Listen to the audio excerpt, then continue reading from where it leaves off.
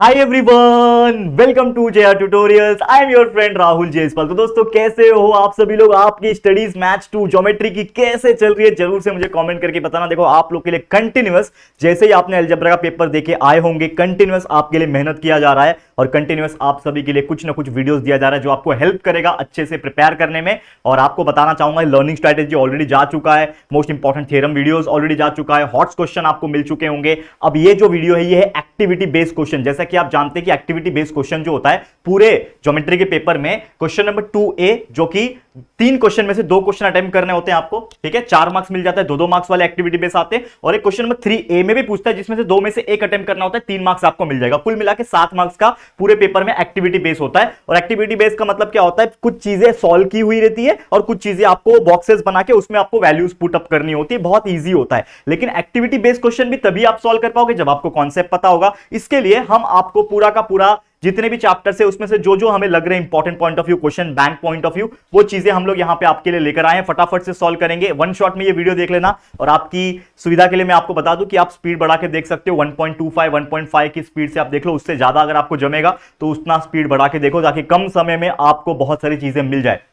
और उससे भी ज्यादा इंपॉर्टेंट चीज ये है कि प्रैक्टिस मेक्स यू परफेक्ट। तो प्रैक्टिस करते रहना, क्योंकि मैं हमेशा बच्चा बोलता हूं मैथ्स एक ऐसा सब्जेक्ट है, कितने भी आप वीडियो देख लो, कितने भी आप वीडियो देख लो, जब तक आप उसको प्रैक्टिस करके अपने हाथों से प्रैक्टिस करके नहीं लोगे तब तक रिजल्ट आपके मन मुताबिक नहीं आएगा। क्योंकि मैथ्स एक ऐसा चीज है जो आपको दिमाग में स्टोर नहीं रखता है, वो मैथ्स आपका प्रैक्टिस से ही आता है। तो वो चीज ध्यान में रखना चाहिए। चलो मार्कर उठा लिया मैंने, अब शुरू करते हैं हमारा वीडियो जो कि होने वाला है टोटल एक्टिविटी बेस्ड क्वेश्चन में। लेकिन सबसे इंपॉर्टेंट चीज जो हमने टेलीग्राम पे जितने भी वीडियोस के लिंक रीशेयर किए सबको ओपन करके 2x की स्पीड से देख लो। बहुत इंपॉर्टेंट चीजें हैं उसके अंदर, तो चेकआउट कर लेना। और जो अब तक वीडियोस बना चुका हूं, जो लाइव रिवीजन ले चुके हैं हम लोग, वो भी चेकआउट करते रहना, ठीक है? तो keep watching and learning hard. चलिए शुरुआत करेंगे। सबसे पहला क्वेश्चन, अब देखो इसमें से बहुत सारे ऐसे एग्जांपल्स है जो 2023 वाले बैच को भी मैंने पढ़ाया था।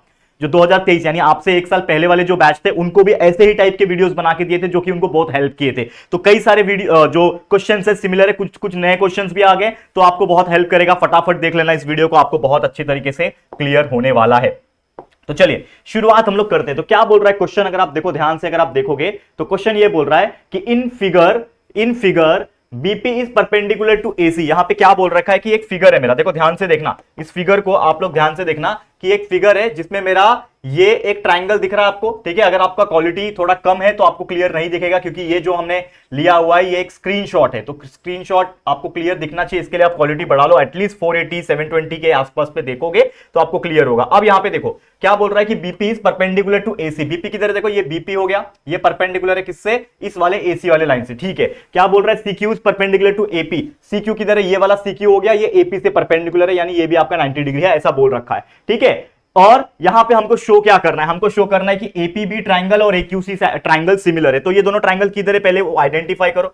तो ये एपीबी यानी कि ये वाला ट्रायंगल, अगर आप देखोगे एपीबी यानी ये वाला जो ट्रायंगल है ये वाला, और एक्यूसी यानी ये ए, और आपका एक और कलर ले लू मैं, कौन सा कलर लू, कौन सा दिखेगा इसके ऊपर? पर्पल ले लेता हूं मान लो। तो ए क्यू सी यानी ये ए क्यू और सी, ये वाला ट्रायंगल। तो जो रेड वाला ट्रायंगल है ये वाला एपीबी, और ये एक्यूसी दोनों एक दूसरे को सिमिलर है, ऐसा प्रूफ करके दिखाना। देखो बच्चा हमने पढ़ा था, सिमिलैरिटी के टेस्ट पढ़े थे, हमको पता है कि कोई भी दो ट्रायंगल सिमिलर कब हो सकते हैं? जब उसके या तो दो एंगल क्या हो जाए? कॉन्ग्रुएंट हो जाए, या तो 3 साइड कॉन्ग्रुएंट हो जाए, या तो तीनों एंगल कॉन्ग्रुएंट हो जाए, या फिर 2 साइड और 1 एंगल कॉन्ग्रुएंट हो जाए। तो इतने सारे टेस्ट हमने पढ़े थे, एसएसएस, एसएएस, ठीक है ना, angle angle test, angle angle angle test. तो उसमें से कोई होना चाहिए। तो हम लोग कंसीडर करेंगे, अगर ट्रायंगल कंसीडर करूं एपीबी, ये ट्रायंगल को मैंने कंसीडर किया, और एक्यूसी ये दोनों ट्रायंगल को कंसीडर किया, तो इसमें आप देख सकते हो कि इसमें क्लियरली बोल रखा है कि एपी जो है परपेंडिकुलर है एसी से, तो यानी ये 90 डिग्री है। मतलब एंगल आपका एपीबी जो है, यानी ये जो एंगल है ये आपका 90 डिग्री है। तो मैं लिख सकता हूं कि एपीबी जो एंगल है वो क्या है दोस्तों? एपीबी एंगल आपके लिए 90 डिग्री है। एपीबी एंगल 90 डिग्री है, और साथ ही में जो ये ए क्यू सी यानी ये वाला जो एंगल है ये भी आपका 90 डिग्री है, because it is also perpendicular which is given here. तो वो भी आपके लिए क्या है? 90 डिग्री है। तो लिख दिया आपने डब्बे में लिखा आपने, वही करना है ना आपको। तो एपीबी 90 डिग्री है, एक्यूसी 90 डिग्री है। तो हम लोग क्या बोल सकते हैं कि भाई एक चीज तो हमको समझ में आया कि दोनों ट्राइंगल में से 2 एंगल कॉन्ग्रुएंट आ गए, ये एक चीज हो गया। दूसरा, अगर आप देखोगे ये दोनों ट्राइंगल, देखो कौन सा बोला मैंने? ए पी बी, ये वाला ट्राइंगल ए पी बी वाला ट्राइंगल, और दूसरा ए क्यू सी वाला ट्राइंगल। ठीक है ना, ए क्यू सी वाला। अगर आप दोनों ट्राइंगल को देखोगे तो इसमें आप देखो ए पी बी हो गया, कहां गया, ए पी बी हो गया, करेक्ट है, ये ट्राइंगल ए पी बी और ए क्यू सी। अगर आप देखोगे तो इसमें एंगल में ये जो एंगल ए है, इसमें भी जो एंगल ए है, यानी ये जो एंगल है angle A, that is the congruent in both, दोनों में आ रहे हैं, मतलब कॉमन एंगल है। तो मैं क्या बोल सकता हूं कि भाई मेरा जो एंगल ए है ए पी बी और ये A Q C, A P B और ए क्यू सी एक दूसरे को कॉन्ग्रुएंट रहेंगे। क्यों कॉन्ग्रुएंट रहेंगे? Because of the common angle. ये क्या है दोस्तों, एक दूसरे को कॉमन बना रहे हैं, तो ये एक दूसरे को क्या है, कॉमन एंगल है। तो यहां पे एक चीज क्लियर हुआ कि भाई एक एंगल यहां पे कॉन्ग्रुएंट है, एक एंगल यहां पे कॉन्ग्रुएंट है, मतलब दो चीज है। तो एक यहां पे एंगल मेरा कॉन्ग्रुएंट हो रहा है, एक यहां पे मेरा एंगल कॉन्ग्रुएंट हो रहा है, और एक यहां पे एंगल मेरा, दोनों ट्राइंगल का कॉन्ग्रुएंट हो रहा है। और जब ऐसा होता है तो मैं क्लियरली बोल दूंगा कि भाई हाँ, ये देखो यहां पे वही स्टेटमेंट यहां पे लिखा हुआ है, यहां पे देखो, ध्यान से देखना इसको, अगर आप ध्यान से देखोगे इसको, अगर आप ध्यान से देखोगे वही चीज यहां पे लिखा हुआ है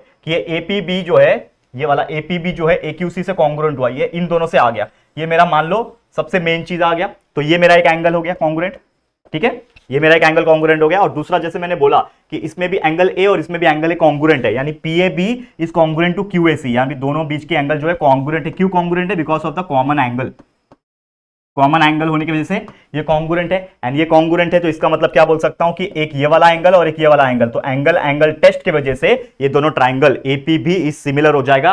किससे सिमिलर हो जाएगा भाई? सिमिलर हो जाएगा एक्यूसी से, बिकॉज बाय एंगल टेस्ट, क्योंकि दो पर्टिकुलर एंगल्स हमने कॉन्ग्रुएंट दिखा दिए हैं दोनों ट्राइंगल में से, इसीलिए वो क्या बन जाएगा, एंगल टेस्ट से क्या बन जाएगा, सिमिलर बन जाएगा। तो triangle APB is similar to triangle AQC. इस प्रकार से क्वेश्चंस आपके आएंगे, चाहे 2 मार्क्स की कैटेगरी में डायरेक्ट भी पूछ ले तो आपको सॉल्व करने आना चाहिए, क्योंकि आपको पता ही है कोई भी चीज फिक्स नहीं है कि ये क्वेश्चन आपके 2 मार्क्स में नहीं पूछ सकता। मतलब ये तो 2 मार्क्स का एक्टिविटी वाला है ना, क्वेश्चन 2A, लेकिन क्या भरोसा ये क्वेश्चन 2B में भी पूछ ले। तो हमारा वीडियोस बनाने का मकसद सिर्फ इतना ही होता है दोस्तों कि ये जो क्वेश्चंस है वो आपको इस प्रकार से पढ़ा दिया जाए कंसेप्ट के साथ, कि चाहे वो एक्टिविटी में पूछे चाहे वो डायरेक्ट पूछे सॉल्व करने के लिए, तो भी आप सॉल्व कर पाओ, क्योंकि आपको इतना अच्छे से हम कंसेप्ट समझा के दे रहे हैं। ठीक है, ये एक चीज हो गया। चलो अगला आगे बढ़ते हैं, और भी क्वेश्चन बहुत सारे हमें करने हैं, फटाफट से हम सॉल्व करेंगे। बच्चा देखो, ध्यान देना क्या चीज है, देखो observe the figure and complete the following activity. एक फिगर दिया हुआ है जिसमें ए बी सी ट्राइंगल है, इसमें एक डीई लाइन है, ये 75 डिग्री है। तो क्लियरली बोल रखा है कि एंगल बी और एंगल डी ये दोनों 75 डिग्री दे रखा है। तो हम लोग क्या बोल सकते हैं भाई, दोनों ट्राइंगल 75 है, तो एंगल बी मेरा कॉन्ग्रुएंट हो जाएगा एंगल डी के साथ, क्योंकि ईच एंगल 75 डिग्री का। तो angle B is congruent to angle D, ये पहला कंडीशन हो गया। अब आप देखोगे दोनों ट्राइंगल में ए सी बी और डी सी ई, दोनों में एंगल सी आ रहे हैं, मतलब कॉमन एंगल है, तो angle C will be congruent to angle C, मतलब ये भी आपका कॉमन एंगल है, ये आपका क्या है, कॉमन एंगल है, इसके लिए ये भी कॉन्ग्रुएंट हो गए। तो ये दो एंगल कॉन्ग्रुएंट हो गए, ये 2 एंगल कॉन्ग्रुएंट हो गए। तो हम लोग सेम वही चीज बोल सकते हैं बच्चा कि भाई यहां पे एक एंगल कंडीशन सेटिस्फाई हो रहा है और यहां पे एक एंगल वाला कंडीशन सेटिस्फाई कर रहा है। तो हम लोग क्लियरली बोल सकते हैं कि ये जो ट्राइंगल है एबीसी सिमिलर हो जाएगा कौन से ट्राइंगल से, जो हम लोग को चाहिए, that is A B C is similar to C D E. इससे सिमिलर हो जाएगा ट्राइंगल सी डी ई से, जो है वो सिमिलर हो जाएगा। कौन से टेस्ट से सिमिलर हुआ? बाय लिखा है नीचे, देखो बाय लिखा हुआ है, by angle similarity test, by angle similarity. ये एक एंगल हो गया और ये एक एंगल हो गया। तो इस प्रकार से आपको फिलअप करना है और दिमाग भी चलाना है किस प्रकार से हमने इसको सॉल्व करके दिखाया है। अगला क्वेश्चन पे बढ़ो आगे, देखो क्या बोल रहा है क्वेश्चन, क्या बोल रहा है देखो, समझो क्वेश्चन बढ़ो, क्या बोल रहा है, एक ट्राइंगल है एबीसी नाम का और वो सिमिलर है पीक्यूआर से, ठीक है, और एक ट्राइंगल एबीसी का वैल्यू 80 सेंटीमीटर दिया हुआ है। देखो यहां पे दिया हुआ है, लिखे ये चीजें दिख रही है आपको क्लियर। तो यहां पे बोल रहा है कि area of triangle of similar ratio of जो थ्योरम ऑफ सिमिलर ट्राइंगल था, या फिर हम लोग बोल सकते हैं एरिया वाला। तो इसमें एरिया ऑफ ट्राइंगल एबीसी दिया है, area of triangle PQR ratio में दिया है, जिसकी वैल्यू 80/125 दी हुई है। और हमें बोल रहा है कि एबी अपॉन पीक्यू का वैल्यू निकालो। तो एक चीज मैं बहुत अच्छी तरीके से जानता हूं बच्चा, अगर आप देखोगे एक चीज हम बहुत अच्छे से जानते हैं कि कभी भी हमारा कोई एरिया ऑफ ट्राइंगल का रेशियो जब दिया होता है, जैसे यहां पे दिया है, तो उसका करस्पॉन्डिंग साइड का स्क्वायर आ जाए, यानी इसका क्या हो जाएगा, ये A B square upon P Q square हो जाएगा। यानी इसका वैल्यू जो आएगा वो आएगा A B square upon P Q square. इसको लिखेंगे कैसे, देखो ऐसे, इसको लिखेंगे कैसे, area of triangle ABC upon area of triangle ABC whole divided by area of triangle, क्या है दूसरा वाला ट्राइंगल पीक्यूआर। और कभी भी आपको पता है जब दो ट्राइंगल सिमिलर होते हैं, ये ट्राइंगल क्या है, सिमिलर है ना, दो ट्राइंगल सिमिलर होते हैं, तो according to the theorem of ratio of area of similar triangle, इसके अनुसार मैं क्या बोल सकता हूं कि भाई A B square upon P Q square होगा। वैसे बाकी के साइड के भी होंगे, लेकिन हमें सिर्फ ए बी और पी क्यू से मतलब है, क्योंकि ए बी और पी क्यू निकालना है। तो इस दोनों का वैल्यू दिया हुआ, इन दोनों का वैल्यू है 80 अपॉन 25। अब इसको मैं कुछ कैंसिल कर सकता हूं, देखो 80 और 125 है। ये किसी टेबल में जाएंगे क्या? ये किसी टेबल में जाएंगे? बिल्कुल जाएंगे। अगर आप देखोगे तो 5 के टेबल में 5 1 5 होता है, 3 बचा 30, 5 6 30 होता है, 16 बचा, और 5 25 होता है 125। मतलब क्या आ रहा है? 16 अपॉन 25 आ रहा है। मतलब इस area of triangle ABC upon PQR का जो वैल्यू आ रहा है बच्चा, वो क्या आ रहा है? वो आ रहा है 16 अपॉन 25। यानी कि इस एरिया ऑफ ट्राइंगल एबीसी की जगह पे मैं 16 लिख सकता हूं, upon area of triangle PQR की जगह पे 25 लिख सकता हूं, is equal to A B square upon P Q square लिख सकता हूं। लेकिन हमें तो चाहिए ए बी और पी क्यू का वैल्यू। देखो ए बी और पी क्यू का चाहिए, मतलब इसको स्क्वायर रूट में डालना पड़ेगा।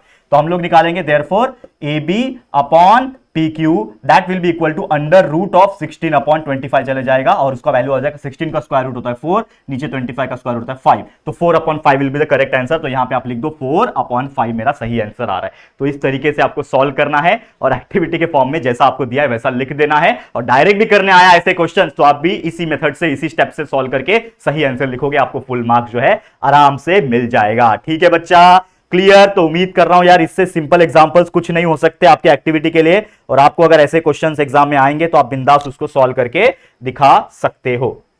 चलिए आगे बढ़ जाते हैं, नेक्स्ट क्वेश्चन पे चलेंगे, क्योंकि बहुत क्वेश्चन है, लगभग 22-23 क्वेश्चन है, और हर क्वेश्चन के पीछे अगर 3-3 मिनट भी लगाए तो 1 घंटे के ऊपर जा सकता है ये वीडियो। लेकिन आप लोग को पेशेंस बना रखना है, क्योंकि मैंने आपको बोला है कि आपका समय बचाने के लिए मैंने क्या बोला, 1.5 की स्पीड लगा लो, सेट कर लो, और धड़ाधड़ देखते जाओ, लेकिन साथ में नोटबुक पेन लेके बैठना, सॉल्व करते जाना। क्वेश्चन देखो क्या बोल रहा है, from figure in triangle ABC, क्या बोल रहा है, ट्राइंगल एबीसी है, ठीक है, एसी का वैल्यू 12 है। एसी का वैल्यू उन्होंने कितना दे रखा है, एसी की तरह देखो ये वाला एसी का वैल्यू 12 दे रखा है इन्होंने, ठीक है। AB is equal to question mark है, यानी आपको ये निकालना है, AB is equal to question mark.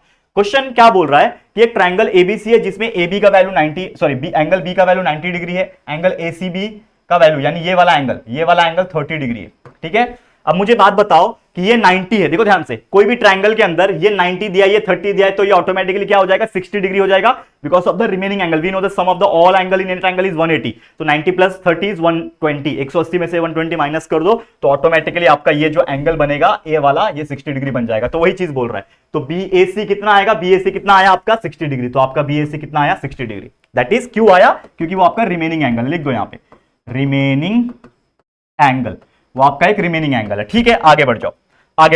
अब देखो यहां पे ध्यान से क्या बोल रहा है, ट्राइंगल एबीसी। अब इससे पता क्या चला कि ये जो मेरा ट्राइंगल है, ये इसमें 30 भी है, 60 भी है, 90 भी है, तो मतलब वो ट्राइंगल मेरा एबीसी क्या है, 30 60 90 डिग्री ट्राइंगल थियरम है, ट्राइंगल है, ठीक है। और इसमें हम लोग लगा सकते हैं by property of the 30 60 degree 90 triangle, जो हमारा थियरम है 30 60 90 का, उसमें हम लगा सकते हैं। तो उसके अकॉर्डिंग हमें दो कंसेप्ट पता है, हमने बहुत अच्छी तरीके से आपको सिखाया हुआ है। दो कंसेप्ट क्या होता है कि कभी भी याद रखना कि साइड जो होता है अपोजिट टू 30 डिग्री, जो भी 30 डिग्री एंगल के अपोजिट में साइड रहेगा वो होता है half of the hypotenuse, half of hypotenuse side होता है। और कोई भी साइड अगर अपोजिट होता है 60 डिग्री के, तो वो होता है √3/2 ऑफ हाइपोटेनियस। ये हमने आपको पढ़ाया हुआ है, पूरा प्रॉपर्टी आपको याद होना चाहिए। वैसे 45 डिग्री जब होता है, मतलब ये 30 60 में नहीं आता है, 45 45 90 होता है, तो side opposite to 45 degree is equal to 1/√2 of the hypotenuse. ये हमने सब पढ़ाया हुआ है बच्चा। अगर आपने नहीं देखा, मैं अगेन आपको बोलता हूं, टाइम की कमी है, अगले दिन आप पेपर लिख रहे होंगे, लेकिन फिर भी अगर आपको कुछ कंसेप्ट में दिक्कत है तो चैप्टर के वीडियो लगातार 2x की स्पीड से लगा के देख लो, आपको बहुत हेल्प मिलेगा कंसेप्ट क्लियर करने में। और कंसेप्ट आपका क्लियर रहेगा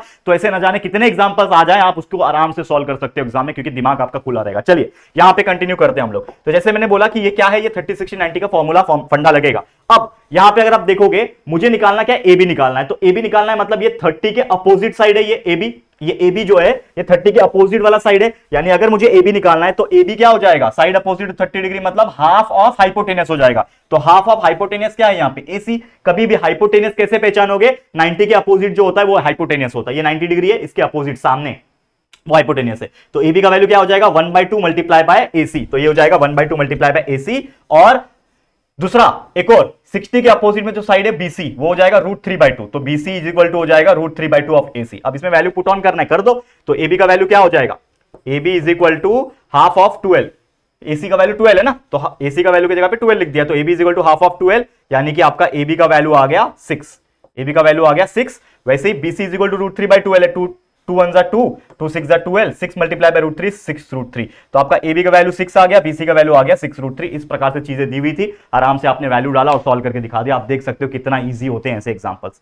ठीक है, क्लियर है बच्चा? तो ऐसे ही क्वेश्चन को सॉल्व करना है। देखो आई नो ये थोड़ा स्क्रीनशॉट है तो थोड़ा आपको हल्का हो सकता है ब्लर दिखे, लेकिन फिर भी आप थोड़ा क्वालिटी बढ़ा लेना, मेरे लिए एडजस्ट कर लो, क्योंकि देखो कटआउट मेरे पास अवेलेबल था और आपको पता है सिर्फ एक दिन का समय है और इतना हमारे पास भी समय नहीं है, क्योंकि बहुत सारे वीडियोस बनाने हैं कि मैं हर एक चीज को अपने हाथों से लिखूं, बहुत दिक्कत हो जाता है। आपको पता है लिखने में कितना टाइम लग जाता है। एक एक वीडियो बनाने के पीछे आपको अगर कोई 1 घंटे का वीडियो मिलता है ना दोस्तों, अगर हमारे चैनल पर मैं बात करूं 1 घंटे का अगर वीडियो मिल रहा है आपको देखने के लिए, तो उसको बनाने में पीछे 2 घंटे का मेहनत लगता है दोस्तों। तो आप इमेजिन कर सकते हो कितना ज्यादा हार्ड वर्क किया जा रहा है आप सभी के लिए, ताकि यार आपको ज्यादा से ज्यादा वीडियोस दिया जाए, ज्यादा से ज्यादा क्वेश्चन सॉल्व करवा के दिया जाए, ताकि आप ज्यादा से ज्यादा प्रैक्टिस कर पाओ और अच्छे से अच्छा मार्क्स आपके एग्जाम में निकाल पाओ। बस यही आपके लिए हम कर सकते हैं।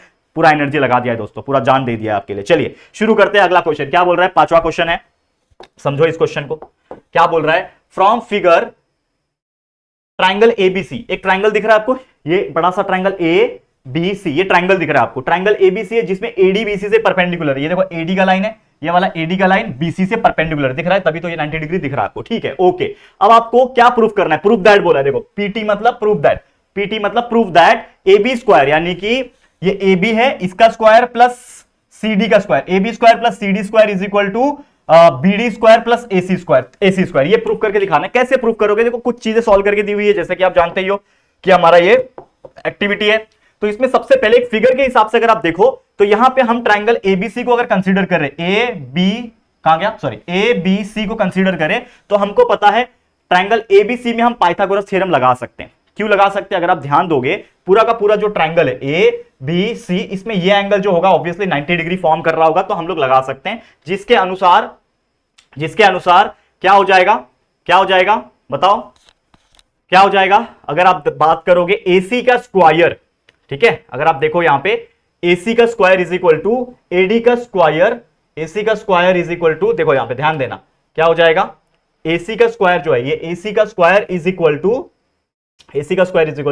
AD का स्क्वायर, ठीक है, AD का स्क्वायर। हाँ यहां पे देखो ध्यान से, देखो ये AC है हमारा, AC का स्क्वायर AD का स्क्वायर, ठीक है, AC का स्क्वायर AD का स्क्वायर। हाँ एक काम हम लोग कर सकते हैं बच्चा, एक ये काम कर सकते हैं। क्या काम कैसे पता है? इसमें ना हम लोग एबीसी के अंदर ना पहले ये कंसीडर करते हैं। देखो दोस्तों यहां पे क्या करना है आपको, मैं ना पूरा ये ट्राइंगल कंसीडर क्यों नहीं कर सकता? एक और रीजन क्या है, क्योंकि मुझे ये पता नहीं है। जो मैंने स्टार्टिंग में बोला कि ये 90 डिग्री हुआ, लेकिन दिया किधर है? तो मुझे तो पता ही नहीं है ना कि ये 90 डिग्री है। तो हम लोग सिर्फ ये वाला ट्राइंगल कंसीडर कर सकते हैं। तो इसमें ये 90 डिग्री मुझे पता है, तो इस ट्राइंगल के अनुसार 90 के अपोजिट ये मेरा हाइपोटेनस है, तो AC का स्क्वायर जो होगा इज इक्वल टू AD का स्क्वायर प्लस DC का स्क्वायर, या फिर CD बोल लो, तो ये हो जाएगा AD का स्क्वायर प्लस CD का स्क्वायर। देखो समझा ये चीज? और क्वेश्चन देख के भी समझ में आ जाता है हम लोग को कि हमने ये ट्राइंगल को कंसीडर किया हुआ है जिसमें ये 90 डिग्री है। तो हमने क्या किया है, इन ट्राइंगल एबीसी हमने पाइथागोरस थ्योरम लगाया। किसके अंदर लगाया? कंसीडर करके यहां पे इन ट्राइंगल, कौन सा ट्राइंगल लिया है हमने? ADC लिया है। इन ट्राइंगल ADC हम लोग ने पाइथागोरस थ्योरम लगाया दोस्तों, ADC में, याद रखना, ठीक है, समझ में आ गया? अब यहां पे हमने ADC में लगाया तो AC square is equal to AD square plus CD square हो गया। अब मेरे को समझ लो AD स्क्वायर का वैल्यू चाहिए, तो यहां पे क्या सॉल्व किया हुआ है? AD square is equal to, ये CD को AC के पास ला दिया, तो ये हो जाएगा CD स्क्वायर आगे माइनस में, तो AC square minus CD square, इसको मान लिया इक्वेशन नंबर 1। देखो ये स्टेप देखो ध्यान से, इन्होंने सॉल्व किया हुआ है, ये क्वेश्चन में ही सॉल्व किया हुआ है। क्या बोल रहा है कि AD square is equal to, ये CD को उधर भेज दिया तो AC square minus CD square हो गया, ये इक्वेशन नंबर 1 ले लिया। अब मैं दूसरा ट्राइंगल ले रहा हूं जो कि होगा ABD। यहां पे पहले क्या लिया था? ADC लिया गया था।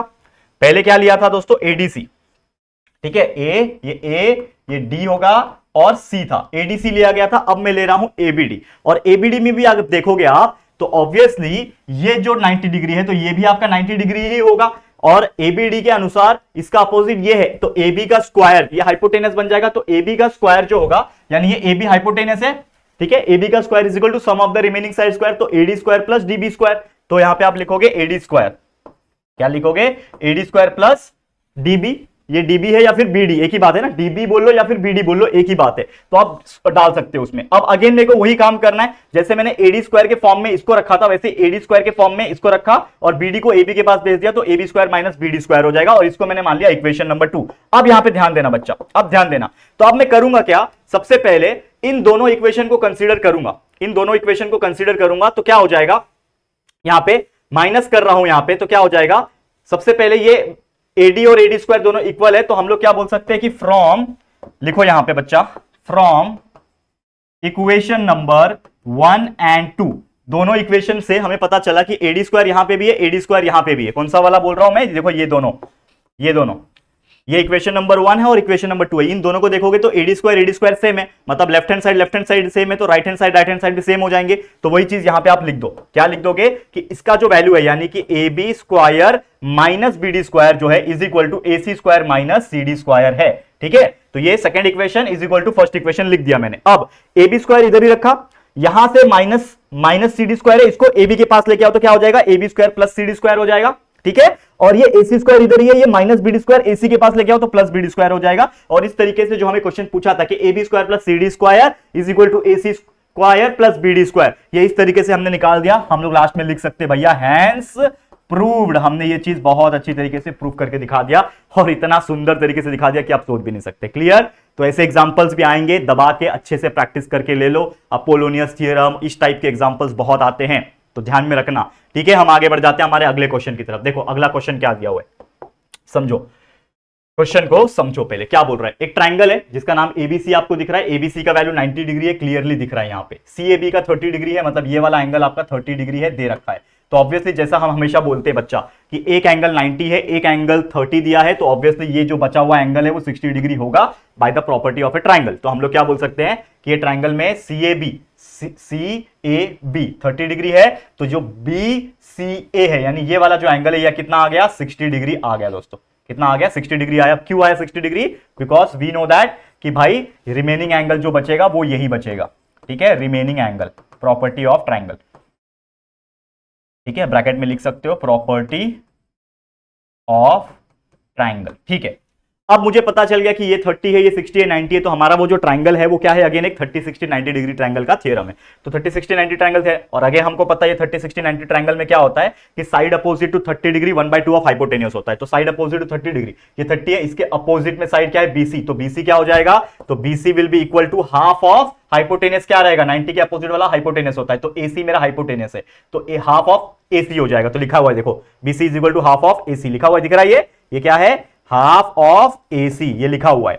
एंड एक और चीज होता है कि side opposite to 60 degree is equal to √3/2 of hypotenuse, तो 60 ये है, इसके अपोजिट में साइड क्या है, AB, तो AB जो होगा वो हो जाएगा क्या हो जाएगा, √3/2 ऑफ हाइपोटेन्यूस, तो √3/2 ऑफ हाइपोटेन्यूस क्या है, AC, हाइपोटेन्यूस क्या है, AC है, लिख दिया आपने। अब इसमें जो वैल्यू पता है वो डाल दो। AC का वैल्यू उन्होंने बोल रखा है 14 है, ये पूरा AC की जो लेंथ है वो 14 दे रखी है, तो BC is equal to half of AC का वैल्यू डाल दो 14, तो हाफ ऑफ 14 यानी BC का वैल्यू आ गया 7, BC इज इक्वल टू 7 आ गया। ठीक है, वैसे AB is equal to √3/2 of 14, तो 2 1 2 हो जाएगा, 2 7 14, 7 मल्टीप्लाई बाय √3 7 √3, तो AB का वैल्यू भी आ गया। देखो ओवरराइट कर रहा हूं मैं क्योंकि बहुत सारी चीजें आपको दिख रही नहीं होगी, शायद बहुत ही पतली पतली हैंडराइटिंग में ली हुई है, उसके बाद हमने स्क्रीनशॉट लिया है तो कम दिखता है, लेकिन फिर भी ईमानदारी से जो चीज है वहां पे मैं आपको लिख के दिखा रहा हूं। तो इस तरीके से आपको सॉल्व करना है और आपका आंसर आ जाएगा। बट क्या था कंसेप्ट, क्या था जो आपका फॉर्मूला था, जैसे half of the hypotenuse and √3/2 of hypotenuse, ये कंसेप्ट याद रहेगा, बाकी चीजें ईजी हो जाती है। चलो ये क्वेश्चन कुछ अलग दिख रहा है, ध्यान देते हैं इस पे क्या बोल रहा है। एक क्वाड्रिलेटरल दिख रहा है, ये क्या, ये क्वेश्चन पढ़ो। In figure ABCD is rectangle, ये एक रेक्टेंगल दिख रहा है जिसमें AC मेरा डायगोनल है। ठीक है, AB का वैल्यू दे रखा है 5, AB का वैल्यू 5 है, AC का वैल्यू 13 है, AC की तरह ये वैल्यू 13 है। ठीक है, फाइंड BC, BC की तरह ये वाला वैल्यू निकालना है। ठीक है, ये BC दिख रहा है, ये वाला वैल्यू निकालना है। अब मुझे पता है कि यहाँ पे क्लियरली दिख रहा है ये एक ट्राइंगल है ABC, ये यहाँ पे 90 डिग्री होगा, और ऑब्वियसली रेक्टेंगल हो स्क्वायर हो हर एक केस में all angles are 90 degree, we know that.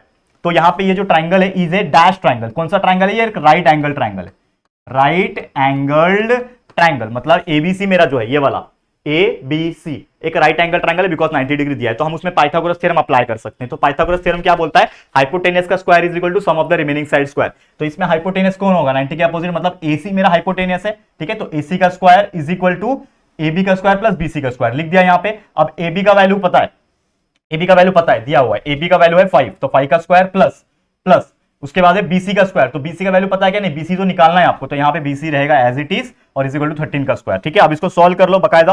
अब सॉल्व कर लो, 5 का स्क्वायर होता है 25 प्लस बीसी का स्क्वायर इज इक्वल टू 13 का स्क्वायर होता है 169। आपको चाहिए बीसी स्क्वायर का वैल्यू, तो BC square is equal to 169 minus 25। तो ये कितना हो जाएगा, चेक करो बच्चा कितना हो जाएगा। तो BC will be square is equal to, BC का स्क्वायर कितना होता है 169 माइनस 25 करो, कितना बचेगा, 9 में से 5 गया 4, ठीक है, 9 में से 5 गया 4, 6 में से 2 गया 4 और 1, 144 आया। तो BC square is equal to 144, therefore BC will be equal to under root of 144 and that will be equal to कितना हो जाएगा, 144 का स्क्वायर रूट 12। तो आपका आंसर आ गया 12 यूनिट। जो भी है सेंटीमीटर दिया सेंटीमीटर लिख लेना, यूनिट दिया तो यूनिट लिख देना डायरेक्ट, ठीक है। तो BC is equal to 12 unit. तो इस प्रकार से ऐसे क्वेश्चंस भी आएंगे तो आपको सॉल्व करना है, बहुत इजी होते हैं, बस कंसेप्ट और दिमाग का खेल है और कुछ नहीं, बस सॉल्व करते जाना है। Geometry is all about solving the concept. Algebra में बहुत कैलकुलेशंस होते थे, यहां पे कैलकुलेशन कम है लेकिन कंसेप्ट ज्यादा है एज कंपेयर टू एल्जेब्रा। तो यहां पे फोकस रहना, कंसेप्ट क्लियर रखना, ये ज्यादा मायने रखता है, ये हमेशा मैं बोलता हूं बच्चा, ठीक है। चलिए आगे बढ़ जाते हैं, नेक्स्ट क्वेश्चन पे चलते हैं। क्या है अगला क्वेश्चन, समझो क्वेश्चन क्या है, समझो इसको। एक ट्राइंगल दिया हुआ है अगेन एम एन के नाम का, इसमें एम का वैल्यू दिया हुआ है 45 डिग्री, ये एंगल कितना है 45 डिग्री दिया हुआ है।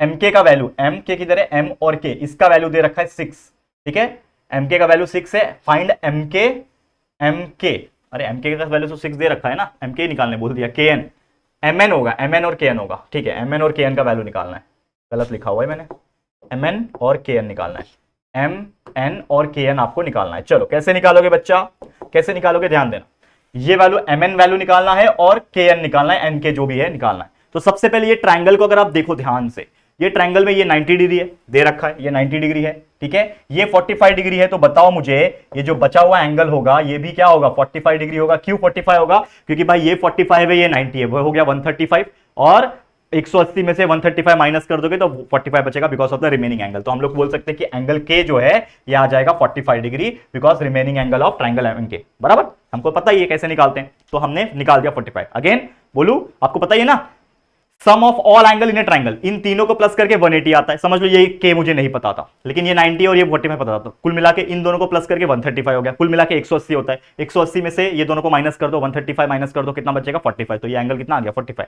इस तरीके से किया है, समझ जा बच्चा। कोई एवरेज बच्चा होगा तो हो सकता है उनको ना समझे, लेकिन ये चीज इतना ईजी तरीके से बेसिक तौर पे बताया कि हर बच्चे को समझ में आ गया होगा। चलो तो ये 45 कैसे आया समझा, तो एंगल ए 45 है, तो ये 45 ये 45 ये 90। तो हम लोग क्या बोल सकते हैं कि ये जो ट्राइंगल है एम एन के नाम का, ये क्या है, ये एक 45 45 90 डिग्री ट्राइंगल थियरम है। तो हम लोग क्या बोल सकते हैं, देयरफॉर ट्राइंगल एम एन के is a 45 degree 90 degree triangle. हम लोग क्या बोल सकते हैं, ये 45 45 90 डिग्री, तो इसमें हम प्रॉपर्टी लगा सकते हैं, थ्योरम लगा सकते हैं। क्या लगा सकते हैं, बाय थ्योरम ऑफ 45 45 90।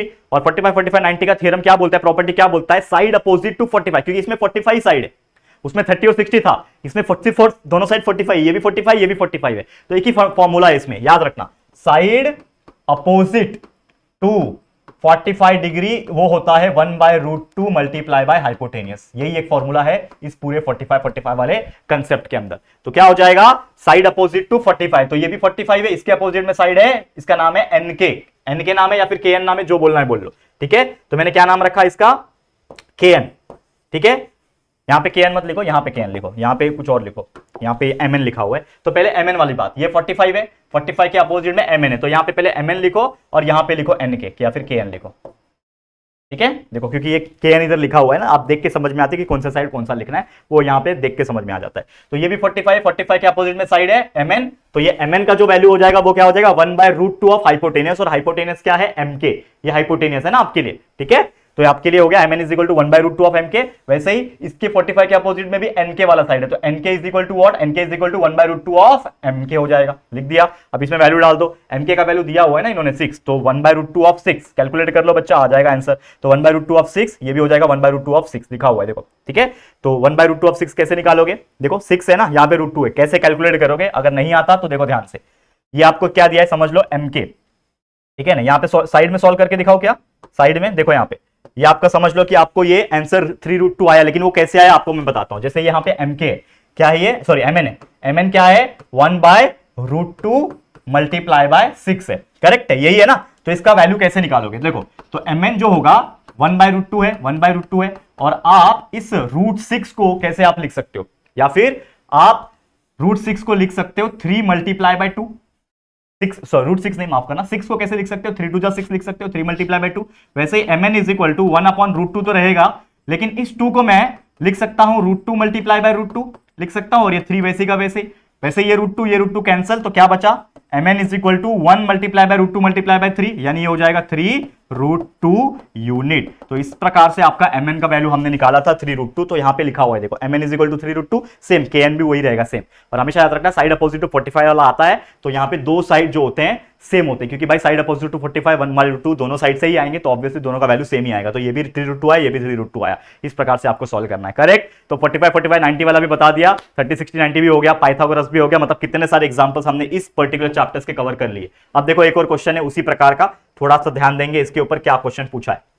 एक ट्राइंगल दिया हुआ है LMN नाम का, जिसका L का वैल्यू 5 है, M का वैल्यू 13 है, N का वैल्यू 12 है। देन कंप्लीट द एक्टिविटी, ठीक है, राइट एंगल ट्राइंगल है कि नहीं वो बताना है। Show that whether the given triangle is a right angle triangle और नॉट। ऐसे क्वेश्चंस भी आते हैं, डायरेक्ट सॉल्व करने भी आते हैं, एक्टिविटी में भी आते हैं। क्या पूछा है कि LMN का वैल्यू दिया हुआ है और आपको बताना है कि क्या ये राइट एंगल ट्राइंगल है कि नहीं। तो मैंने आपको फंडा बताया था, क्या फंडा बताया था, कभी भी 3 साइड दिए होंगे तो एक साइड का स्क्वायर निकालो जो सबसे बड़ा होगा, और बाकी 2 साइड के स्क्वायर निकाल के प्लस कर दो। अगर इसका वैल्यू और इसका वैल्यू सेम आ गया तो समझ जाना कि वो राइट एंगल ट्राइंगल है, सेम नहीं आया तो नहीं है। पाइथागोरियन ट्रिपलेट का भी एग्जांपल दिया था उसी प्रकार, सेम वही करना है।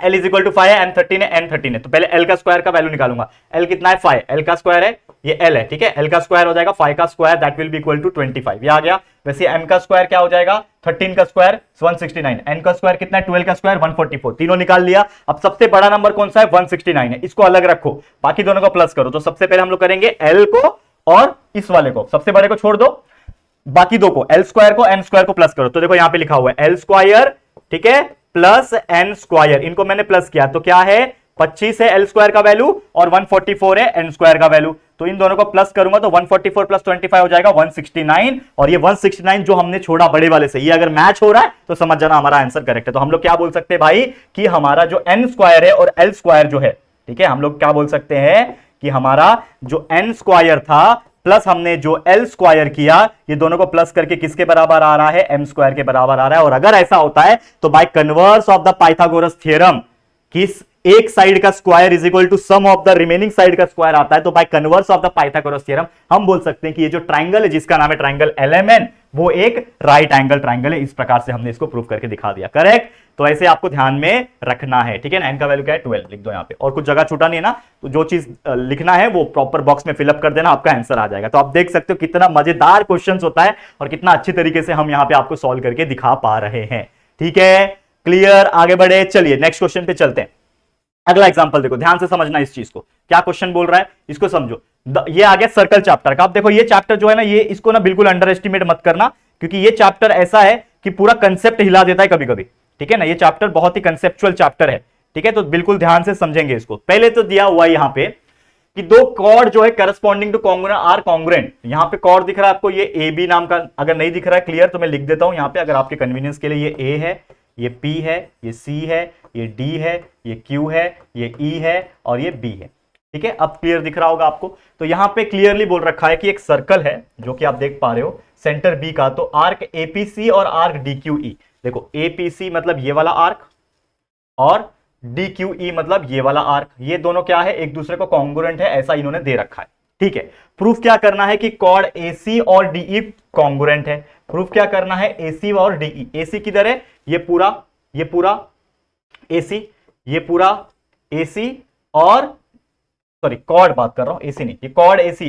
कॉर्ड एसी किधर है, ये वाला एसी, ये कॉर्ड एसी और कॉर्ड डीई, मतलब ये दोनों जो रेड वाले लाइन मैंने लिखे, मतलब ये जो कॉर्ड एसी और कॉर्ड डीई ये एक दूसरे को कॉन्ग्रुएंट है, ऐसा प्रूव करके दिखाना है। तो सबसे पहले हमने दोनों ट्रायंगल को ले लिया, कौन से, एक ये ट्रायंगल है एबीसी नाम का और एक ये ट्रायंगल है डीबीई नाम का। इन दोनों ट्रायंगल में देखोगे तो ये साइड जो एबी है, देखो ये वाला साइड एबी साइड और साइड इसका डीबी, ठीक है, मतलब ये वाला ए बी और ये डी बी, ये दोनों के दोनों क्या होंगे, एक दूसरे को कॉन्ग्रुएंट होंगे। क्यों कॉन्ग्रुएंट होंगे, क्या रीजन आएगा बताओ। ये वाला ए बी का साइड और ये वाला बी डी का साइड कॉन्ग्रुएंट है, क्यों, क्योंकि भाई एक ही सर्कल के रेडियस है, तो हम लोग लिख सकते हैं भाई कॉन्ग्रुएंट क्यों है, क्योंकि वो है रेडियाई ऑफ सेम सर्कल, दोनों सेम सर्कल के रेडियस है बच्चा, रेडियाई ऑफ सेम सर्कल। समझ में आ गया। अब वैसे ही ये जो BC है, वैसे ये BE है, ये भी कॉन्ग्रुएंट होंगे, तो BC is congruent to BE, तो हम लोग यहां पे लिख सकते हैं कि मेरा BC जो होगा वो साइड BE से भी कॉन्ग्रुएंट होगा। सेम वही रीजन, क्योंकि दोनों क्या है, रेडियस ऑफ सेम सर्कल है, तो रेडियाई ऑफ सेम सर्कल, ये मैंने लिख दिया। ओके, अब इसके अनुसार हम लोग क्या बोल सकते हैं, ये दो साइड तो हमने कॉन्ग्रुएंट बता दिया, एक ये साइड कॉन्ग्रुएंट बता दिया, एक ये साइड कॉन्ग्रुएंट बता दिया। अब अगर आप ध्यान से देखोगे तो एंगल ABC, यानी ये जो एंगल दिख रहा है आपको, ये वाला जो एंगल है, ये DBE, यानी ये वाले एंगल से क्या हो जाएंगे, कॉन्ग्रुएंट हो जाएंगे। क्यों होंगे, रीजन देखो ध्यान से, क्योंकि अभी इन्होंने बोला कि आर्क APC और DQE, यानी APC ये आर्क, इसका इस एंगल का सबटेंड किया हुआ आर्क और इस एंगल का सबटेंड किया हुआ आर्क सिमिलर है। जब आर्क सिमिलर है तो उसके एंगल भी सिमिलर होंगे, याद है कि नहीं, इंस्क्राइब्ड एंगल थ्योरम, तो वो वाला कंसेप्ट है। तो मेजर ऑफ कॉन्ग्रुएंट आर्क, जब आर्क कॉन्ग्रुएंट होता है तो उसका एंगल जो होता है वो भी कॉन्ग्रुएंट ही होता है। तो ये वाला क्या हो गया, ये एंगल मेरा कॉन्ग्रुएंट हो गया। तो इससे हम लोग क्या बोल सकते हैं कि एक साइड, एक एंगल और एक साइड, ये दोनों साइड एंगल साइड से क्या हो जाएंगे, ये दोनों ट्राइंगल जो है ये कॉन्ग्रुएंट हो जाएंगे। तो हमको जो क्वेश्चन पूछा था कि कॉड AC कॉड D के बराबर है, वो कैसे आएगा, यहां पे देखो कि ट्राइंगल ABC क्या हो जाएंगे, कॉन्ग्रुएंट हो जाएंगे DBE के साथ। मतलब ABC ये वाला ट्राइंगल पूरा, ये पूरा ट्राइंगल बच्चा, ये पूरा ट्राइंगल एक दूसरे को कॉन्ग्रुएंट हो जाएंगे by side angle side test, ठीक है। और इसके अनुसार अगर ये दोनों ट्राइंगल कॉन्ग्रुएंट हो जाएंगे, जो उसका बचा हुआ साइड है AC और जो बचा हुआ साइड है ये DE कॉन्ग्रुएंट हो जाएंगे, तो लास्ट में आप एक डायलॉग लिख दो, therefore side AC will be congruent to, किससे कॉन्ग्रुएंट हो जाएंगे, DE से। साइड लिख दो, कॉर्ड लिखना है कॉर्ड लिख दो, कोई दिक्कत नहीं है, ठीक है। साइड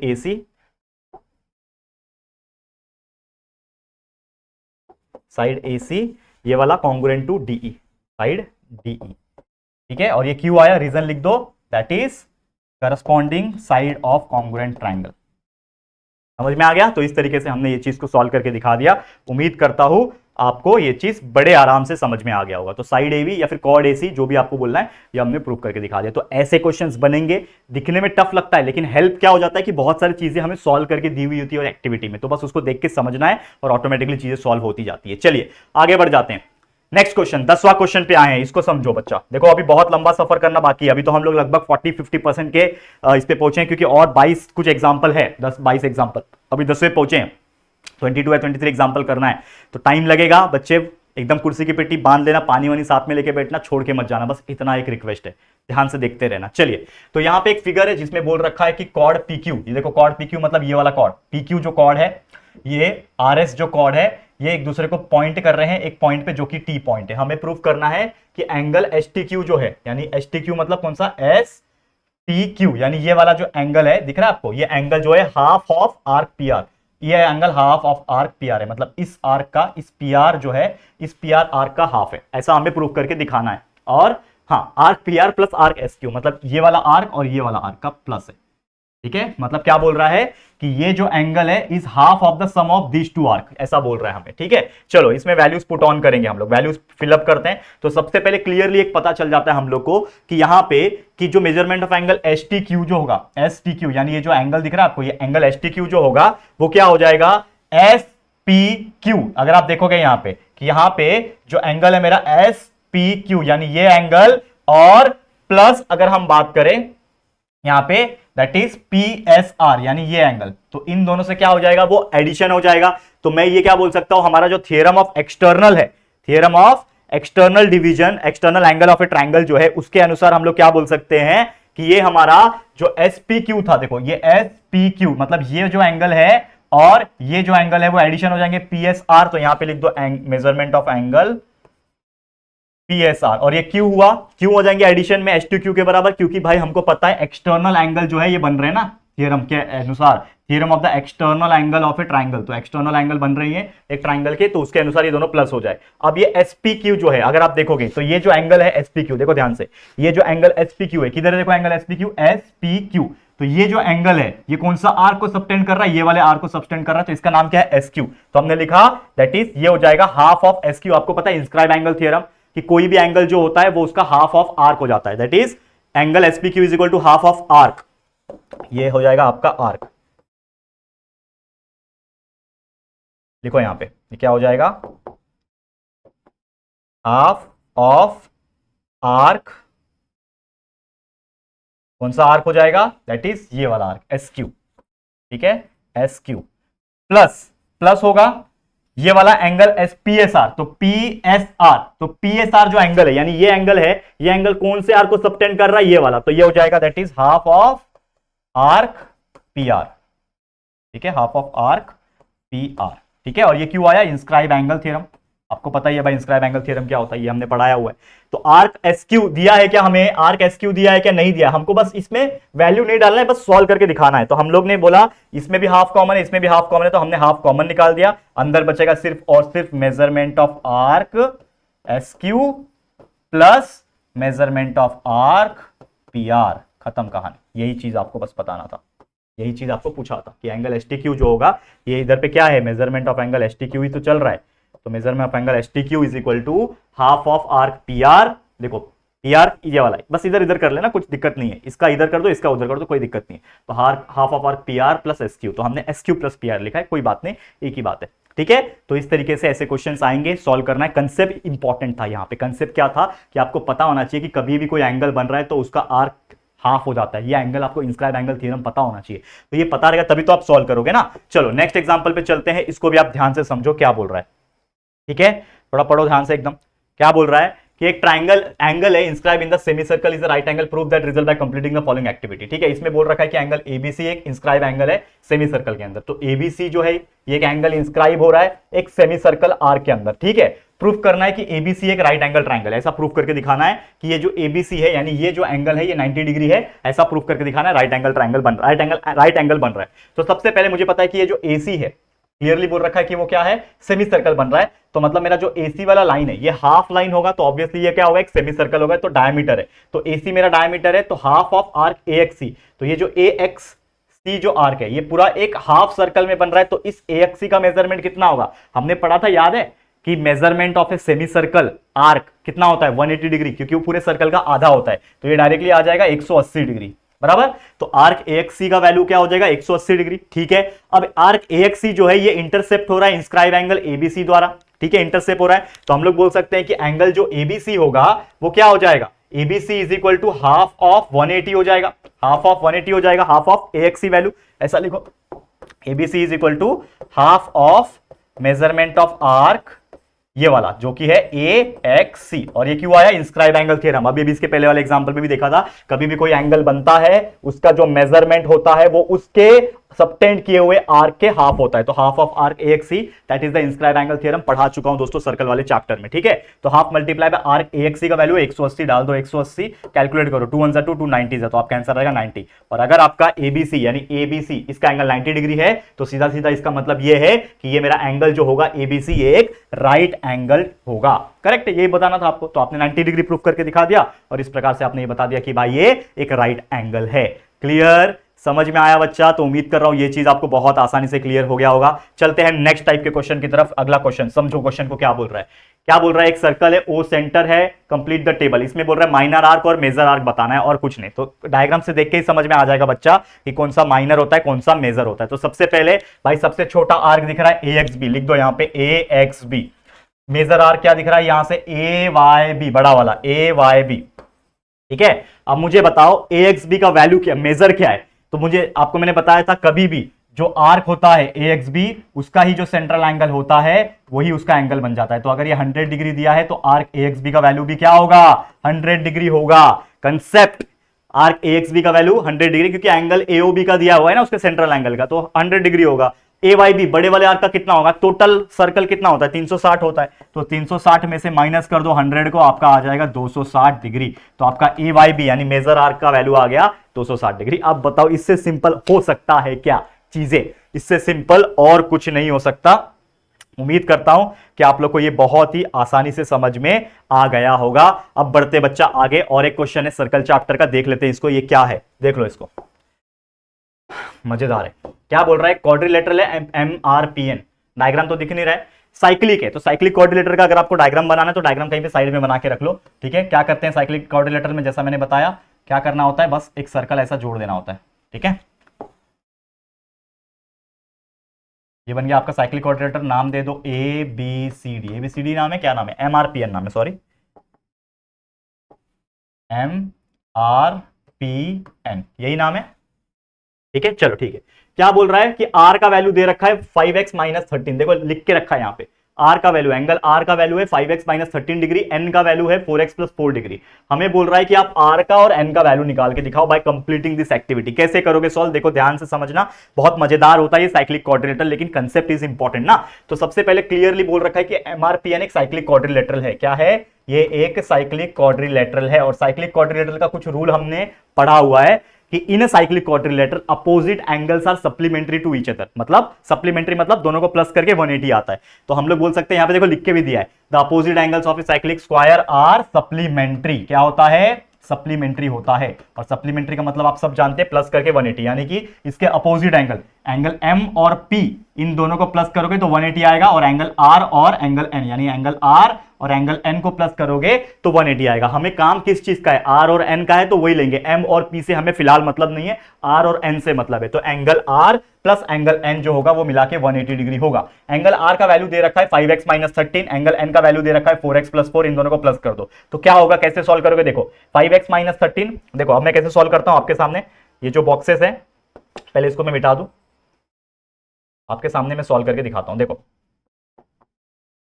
करना क्या है, 5x minus 13 plus 4x plus 4। अब इसको सॉल्व करते जाओ, एक्स एक्स वाले को साथ में लाओ। 5x प्लस 4 हो जाएगा 9x, माइनस 13 प्लस 4 हो जाएगा plus, sorry minus 9, minus 13 plus 4 minus 9, 9x minus 9 आ रहा है। ठीक है, तो 9x माइनस 9, ठीक है, 9x माइनस 9 आ रहा है, करेक्ट। और कुछ है? ठीक है, और कुछ है। एंड ये पूरा पूरा मिला के क्या है? 180 डिग्री के बराबर है, बराबर। पूरा मिला के 180 डिग्री के बराबर है। माइनस 9 को इधर भेज दूंगा तो ये हो जाएगा 9x is equal to 180 plus 9, therefore 9x is equal to 189। 9x का वैल्यू 189 आ गया, और यहां पे भी वही चीज लिखा हुआ है, 9x इज इक्वल टू 189। ठीक है, यहां पे देखो ये चीज लिखा हुआ है। ठीक है, तो 9x इज इक्वल टू 189। अब आपको पता है x कैसे निकालोगे? 189 डिवाइड बाय 9 करके। 9 1 9 होता है, 9 2 18, 9 1 1, तो आपका वैल्यू आ गया 21। x का वैल्यू आ गया 21, आपका x का वैल्यू आ गया 21। और एक बार आपने x का वैल्यू निकाल दिया तो इसमें आप पुट कर सकते हो। किसमें पुट करना है? जो आपका r और n का वैल्यू निकालने बोल रहा है ना, तो r का वैल्यू क्या है? Angle r is equal to 5x minus 13, तो 5x का वैल्यू है 21 माइनस 13 कर लो। तो 5x मतलब 5 मल्टीप्लाई बाय 21, 21 5 105 होगा, माइनस 13 कर लो, तो 105 में से 13 माइनस कर लो, कितना बचेगा दोस्तों? 92 बचेगा। तो आपका आ गया 92 डिग्री आ गया, एंगल आर आ गया 92 डिग्री।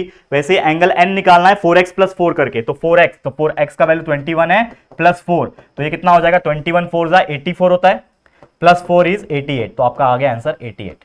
ठीक है, तो एंगल आर 92, एंगल एन 88, और इन दोनों को प्लस कर दो तो 180 आना चाहिए, तो तभी तो सप्लीमेंट्री बनेगा। तो प्लस करोगे तो 180 आता है, मतलब हमने आंसर एकदम एक्यूरेट किया है, एकदम करेक्ट किया है। समझ में आया बच्चे?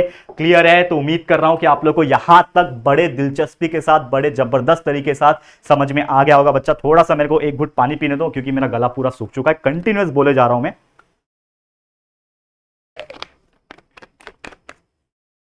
ओके, हाँ समझ में आया यहां तक बच्चा? अब थोड़ा आगे बढ़ेंगे, और कुछ बचा है क्या? देखो साइक्लिक क्वाड्रिलेटरल में नहीं, मतलब ये हमारा सर्कल चैप्टर भी कंप्लीट होता है। अब सीधा देखो चैप्टर नंबर 4 जो है ज्योमेट्रिक कंस्ट्रक्शन, उसमें से एक्टिविटी बेस्ड क्वेश्चन पूछने के ना के बराबर चांसेस है, क्योंकि ऑलरेडी छोटा ही चैप्टर है, वेटेज भी कम है, तो जो पूछता है डायरेक्ट क्वेश्चन ही पूछता है। तो इसके लिए हम सीधा 5वें चैप्टर पे आ गए, जो कि है कोऑर्डिनेट ज्योमेट्री। तो इसमें क्वेश्चन पूछा है, find the distance between A and B point, जिसके कोऑर्डिनेट्स दिए हुए -1, -1, बी 5, -7। तो सपोज हम लोग ए के लिए ले लेंगे x1 y1। हमको पता है ना कोऑर्डिनेट कैसे निकालते हैं, मतलब डिस्टेंस कैसे निकालते हैं? By using the distance formula. Distance formula क्या है? That is x2 - x1 the whole square, y2 - y1 the whole square under root में। तो ये हमारा फार्मूला है ए बी निकालने का। तो डिस्टेंस ऑफ ए बी निकालना है ना, find the distance between point A and B. तो distance of A B is equal to this is the formula. लेकिन आपका ए पॉइंट है, तो ये आपके लिए x1 y1 हो गया, ये आपके लिए x2 y2 हो गया। तो आपके लिए x1 का वैल्यू क्या हो गया? -1, y1 के लिए वैल्यू हो गया 1, x2 के लिए हो गया 5, और y2 के लिए वैल्यू हो गया -7। बस इसमें वैल्यू पुट ऑन करना है, तो चलो वैल्यू पुट ऑन कर दो इसके अंदर। x2 - x1 the whole square, तो x2 कितना है बच्चा? 5, x2 कितना है? 5, माइनस x1 कितना है? -1, तो ये हो जाएगा +1, माइनस माइनस +1 हो गया, इसका स्क्वायर इज इक्वल टू क्या है? y2 - y1, तो y2 कितना है? -7, देखो लिखा हुआ है यहाँ पे -7 माइनस y1 जो कि है 1, तो -7 - 1 का होल स्क्वायर। ठीक है, होल स्क्वायर। तो क्या हो जाएगा? 5 + 1 का स्क्वायर कितना हो जाएगा बच्चा? देखो ध्यान से, बिल्कुल अच्छे से ध्यान से समझने की कोशिश करो ये चीज मैं जो बता रहा हूं। देखो ध्यान देना, y+1 होता है दोस्तों 6, तो ये हो जाएगा 6 का स्क्वायर। डायरेक्ट लिखना है तो डायरेक्ट लिख दो, एक स्टेप बढ़ा देता हूं, चलो ये हो जाएगा 6 का स्क्वायर प्लस -7 -1 होता है -8, तो -8 का स्क्वायर। आगे सॉल्व कर लो तो ये हो जाएगा 6 का स्क्वायर 36 प्लस 8 -8 का स्क्वायर, या फिर 8 का स्क्वायर एक ही होता है, दैट इज 64। तो 36 प्लस 64 कितना होता है, that is equal to under root of, क्या हो जाएगा 64 प्लस 36 इज इक्वल टू 100। तो आपका 100 का स्क्वायर रूट हो जाएगा। Distance of A B is nothing but what 10 और सेंटीमीटर दिया, कुछ नहीं दिया, तो 10 यूनिट आप लिख दो, जो भी लिखना है आप लिख सकते हो। तो डिस्टेंस ऑफ ए बी आ गया आपका 10 यूनिट। तो इस तरीके से आपको ऐसे क्वेश्चंस जब आएंगे तो आपको सॉल्व करना है बच्चा, इजी तरीके से आपका आंसर निकल जाएगा। ठीक है, चलो आगे बढ़ जाते हैं अगले टाइप के क्वेश्चन में। क्या बोल रहा है अगला question, find the coordinates of the mid point. Mid point दिख गया, सीधा क्लिक होता है mid point formula, x is equal to x1 plus x2 by 2, y is equal to y1 plus y2 by 2। कितना इजी है। तो दिया हुआ है मिड पॉइंट फॉर्मूला, देखो x1 plus x2 by 2, y1 plus y2 by 2, ठीक है, कोई दिक्कत नहीं है। पूछा क्या है अगेन देख लो ध्यान से, a का वैल्यू दिया हुआ है, मतलब कोऑर्डिनेट्स दिया है -1, 1, b का दिया ये। अब ऑब्वियसली तो ये हो जाएगा आपके लिए x1, ये हो जाएगा आपके लिए y1, ये हो जाएगा x2 y2। Value put on करो, तो x1 का वैल्यू -1 है, x2 का वैल्यू है, y1 का वैल्यू है 1, x2 का वैल्यू 5 है, y2 का वैल्यू -7। ये आपने लिख दिया। आपको निकालना क्या है, find the coordinate of mid point. तो हम लोग लगाएंगे बाय मिड पॉइंट फॉर्मूला। तो by using the mid point formula we know the formula for mid point, that is x is equal to x1 plus x2 by 2, y is equal to y1 plus y2 by 2। ठीक है, क्या करेंगे, x1 plus x2, x1 कितना है -1 plus x2 5, तो -1 plus 5 by 2, और y1 plus y2 कितना हो जाएगा 1 प्लस -7, 1 प्लस -7 बाई 2। तो क्या हो जाएगा, 5 -1 होता है 4, तो ये हो जाएगा 4 बाय 2, और ये हो जाएगा -7 प्लस 1 यानी -6 बाय 2। तो आंसर क्या आ जाएगा, 4 बाय 2 होता है 2, यहां पे लिखा हुआ है, ठीक है, और -6 बाय 2 होता है -3। तो 2 -3 is my correct answer. Mid point क्या आ गया, 2 -3, 2 -3 मेरा मिड पॉइंट हो गया, यानी x का वैल्यू 2, y का वैल्यू -3। समझ में आ गया। तो इस तरीके से बच्चा सॉल्व करना है, बहुत ईजी होता है ऐसे क्वेश्चंस, जो आपको बिल्कुल ध्यान में रखना है। ठीक है, क्लियर। तो ऐसे कोऑर्डिनेट्स ज्योमेट्री में से, इस चैप्टर में से ऐसे क्वेश्चंस पूछे जाएंगे। वैसे इसके लिए भी, सेंट्रॉइड के लिए भी पूछ सकते हैं। तो फॉर्मूला आपको याद रखना है, x1 plus x2 plus x3 by 3, y1 plus y2 plus y3 by 3, correct है। वो सब फॉर्मूला आपको ध्यान में रखना है बस, और बाकी कुछ है नहीं, बहुत ईजी है। स्लोप के लिए पूछेगा तो आपको पता ही है क्या करना है। तो देखो बहुत ईजी चीजें हैं, बस आपको ध्यान में रखना है ये सब चीजें, तो आपको क्लियर हो जाएगा। तो चलिए शुरुआत करते हैं एक और क्वेश्चन की, जो कि यहां पे आप देख पा रहे होंगे, जो कि है ये आपका आ गया ट्रिग्नोमेट्री वाला चैप्टर। ट्रिग्नोमेट्री में से करेंगे, पूछ सकता है इसमें से भी, और पूछता भी है। 2 मार्क्स के कैटेगरी के क्वेश्चंस मैंने ज्यादातर ऑब्जर्व किए हैं, 2 मार्क्स के एक्टिविटी बेस्ड क्वेश्चन यहां से पूछेंगे। तो देखो करना क्या है, यहां पे देखो क्या बोल रहा है, sec theta plus tan theta का वैल्यू है √3, complete the activity, find the value of sec theta minus tan theta. Sec theta minus tan theta का वैल्यू निकालना है। तो सबसे पहले हमको एक फॉर्मूला पता है, जो ट्रिग्नोमेट्री आइडेंटिटी के फॉर्मूले, ट्रिग्नोमेट्रिक फंडामेंटल आइडेंटिटी के फॉर्मूले, एक फॉर्मूला होता है sin square theta plus cos square theta is equal to 1। लेकिन यहां पे एक फॉर्मूला है जो सेक थीटा और टेन थीटा के फॉर्म में है, तो जो कि है sec square theta is equal to 1 plus tan square theta. ये हमारा एक फॉर्मूला है, ठीक है। अब मैं 10 को सेक के पास लेके आऊंगा, तो sec square theta minus tan square theta is equal to 1 अकेला बचेगा, ठीक है। अब ये हो जाएगा sec square theta minus tan square theta. तो ये कैसा दिख रहा है आपको, ये दिख रहा है a और ये दिख रहा है b, यानी कि ये a square minus b square का फॉर्मूला लगा सकता हूं इसमें, that is nothing but a plus b, a minus b, ठीक है। तो यहां पे हो जाएगा sec theta plus tan theta, एक बार sec theta minus tan theta is equal to 1 हो जाएगा। यहां पे तो 1 आएगा ही ना, इज इक्वल टू 1 है ना लास्ट में, ठीक है। ये 1 जो है वो तो लिख लिया आपने। अब मुझे पता है कि sec theta plus tan theta का वैल्यू क्वेश्चन में ही दे रखा है √3, तो इस पूरे sec theta plus tan theta की जगह पे √3 लिखूंगा, ठीक है। और ये sec theta minus tan theta is equal to जो 1 है वो तो आएगा ही। अब मुझे चाहिए किसका value, sec theta minus tan theta का वैल्यू चाहिए, तो ये इसको उधर ही रखा, और ये 1 इधर ही है, √3 उधर जाएगा, तो ये हो जाएगा 1 अपॉन √3। तो this is your final answer, यानी आपका आंसर आया sec theta minus tan theta का, जो कि आ रहा है 1 बाय √3। क्या आ रहा है, 1 बाय √3। तो इस तरीके से ऐसे क्वेश्चन आएंगे तो सॉल्व करना है, बिल्कुल घबराना नहीं है। अगला क्वेश्चन देखो, यहां पे जगह कम पड़ रहा था तो यहां पे लिख दिया है। क्या क्वेश्चन है, prove that cos square theta multiply by 1 plus tan square theta is equal to 1, complete the given activity. Left hand side ले लो, पहले प्रूव करना है ना, तो लेफ्ट हैंड साइड ले लो। तो ये पूरा लेफ्ट हैंड साइड जो है ले लिया मैंने। क्या है ये, cos square theta multiply by 1 plus tan square theta. अब आपको अगेन एक चीज पता है कि 1 plus tan square theta sec square theta के बराबर होता है, हमारा आइडेंटिटी फॉर्मूला। तो 1 प्लस टेन स्क्वायर थीटा होता है सेक स्क्वायर थीटा के बराबर। तो लिख दो यहां पे, तो ये आपका जो वैल्यू है cos स्क्वायर थीटा जो है मल्टीप्लाई, ये आपका क्या है, multiply by 1 plus tan square theta की जगह पे लिखोगे आप सेक स्क्वायर थीटा, ठीक है। और रीजन यहां पे लिखा है, ये रीजन है उसका, ठीक है, ये रीजन यहां पे लिखा हुआ है, ठीक है। अब मुझे पता है cos square theta multiply by sec square theta मतलब कुछ तो वैल्यू है जिसके ऊपर दोनों के ऊपर स्क्वायर है, तो एक साथ में लिख सकता हूं कॉस थीटा और मल्टीप्लाई बाय सेक थीटा। इस पूरे का क्या हो रहा है बच्चा, स्क्वायर हो रहा है, क्योंकि दोनों के पास स्क्वायर है तो हमने क्या कर दिया, कॉमन स्क्वायर बना दिया। इसके पास भी स्क्वायर था, इसके पास भी स्क्वायर था, तो हम दोनों को साथ में लिख दिया। कॉस स्क्वायर थीटा को कॉस थीटा लिखा, सेक स्क्वायर थीटा को सेक थीटा लिखा और पूरे को स्क्वायर दे दिया। अब मुझे पता है सेक का मतलब क्या होता है। अब आपको पता है, ये चीज मैं मिटा रहा हूं, थोड़ा यहां पे ध्यान देना, इसको यहां पे मैं फिलहाल मिटा रहा हूं स्टेप बढ़ाने के लिए।